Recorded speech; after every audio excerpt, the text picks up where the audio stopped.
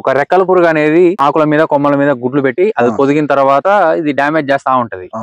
పువ్వు అంటే కాయ లేనప్పుడేమో కొమ్మలు డ్యామేజ్ చేస్తది, కాయలు ఉన్నప్పుడు కాయల్ని డ్యామేజ్ చేస్తది. కొమ్మ పురుగు అంటారు, కాయదొలుసు పురుగు అంటారు, రెండు రకాల పేర్లతో పిలుస్తారు దీన్ని. ఒకటి కొన్ని రకాలుగా దీన్ని కంట్రోల్ చేసుకోవచ్చు కొంతవరకు. బంతి తెలుసు కదా మీకు, 9 సార్లు వంకాయ వేసుకోవాలి, ఒక సాలు బంతి వేసుకోవాలి. బంతి ఒకసారి వేసుకోవడం వల్ల ఏమైతుందంటే రెక్కల పురుగు ఉంటాయి కదా, రెక్కల పురుగు వంకాయ కన్నా గానీ బంతికి ఎక్కువ ఆకర్షిస్తాయి. బంతి యొక్క పువ్వు మీద ఆ పువ్వు మీద గుడ్లు పెడతాయి. సో దాంట్లో వచ్చిన పురుగులు అనేవి ఎక్కువ బంతినే తింటా ఉంటాయి కాబట్టి దీనికి కొంతవరకు పురుగు నష్టం కంట్రోల్ అవుతుంది. ఇంకొకటి ఏంటంటే సన్ఫ్లవర్, మన పొద్దుతిరుగుడు గింజలు దొరుకుతాయి ఇక్కడ, విత్తనాలు దొరుకుతాయి.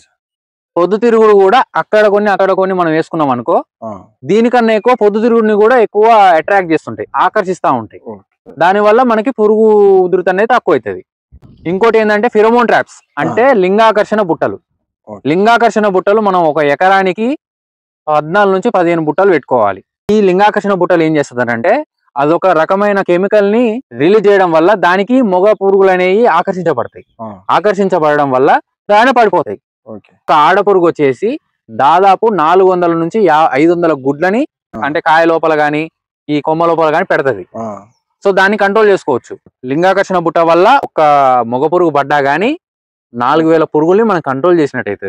ఇంకొకటి ట్రైకోగామా కార్డులు అన్న, ఇది కూడా ఒక 12 నుంచి 13 కార్డులని మనం అక్కడక్కడ స్టిక్ చేయాలి, కాండం మీద ఇట్లా పిన్ చేసుకుంటూ పోవాలి. ట్రైకోగామా కార్డులు దీంట్లో ఒక గుడ్డు పరాన్న జీవులు ఉంటాయి, అంటే దీనికి పంటకి ఎలాంటి నష్టం చేయవు, పురుగు యొక్క గుడ్లని తింటాయి అన్నమాట.